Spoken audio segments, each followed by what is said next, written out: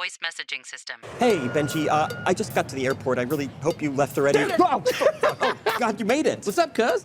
I'm Tara Hitchcock Jesse from Arizona, but I have to quickly tell you, we actually did a very similar tour I did with my sisters to Poland in 2012. So I just have to congratulate you on this film. Well, thanks. I'm so glad to hear you made a similar trip. That's really cool. We stay moving, we stay light, we stay agile. Yeah. The conductor's gonna come through taking tickets. We tell him we're going to the bathroom. Bathroom. He gets to the back of the train, he's gonna start heading towards the front looking for stragglers. Well, the only concern I had was, are you afraid that you've now taught people how to avoid paying for a train ticket when they're in Poland?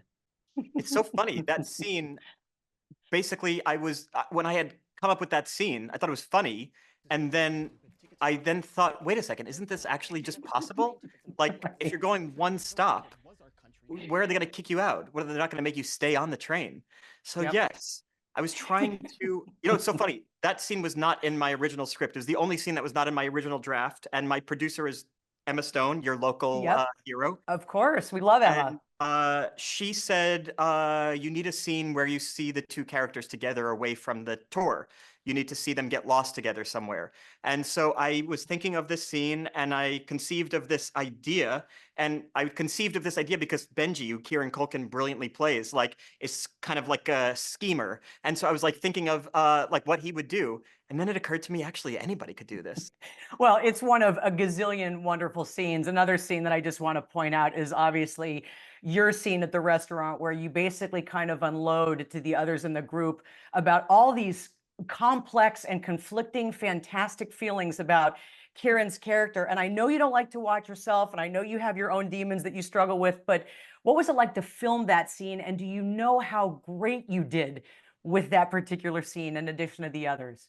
That's so nice of you to say. I was so self-conscious about putting myself on camera in a way that felt like indulgent, because I was directing it and I felt embarrassed in front of the other actors, doing a shot that pushes in on my face, it just seems so indulgent. So we did it once. I apologized to all the other actors and we moved on. And then I was I couldn't even watch it because it was I don't know, it felt so personal and invasive. So I just called the editor the next day. The editor was getting the footage in New York and I was like, is it okay? He's like, it's a little bit out of focus, but it'll be okay. Our grandma is from here, so Dave arranged for us to join this geriatric Polish tour with you fine people. Congratulations, you guys. This movie is just beautiful. I'll start, Will, with you. I hear that you actually could give a tour on the places where you shot this film. You were that knowledgeable in the locations. Is that true?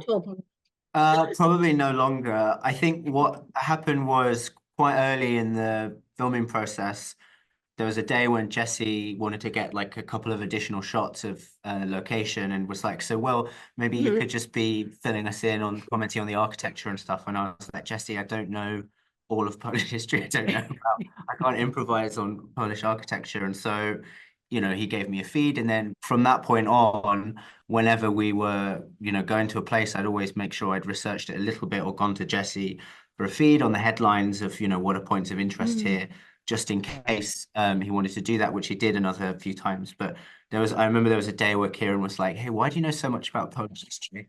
And I was like, no, I've literally Googled it this morning.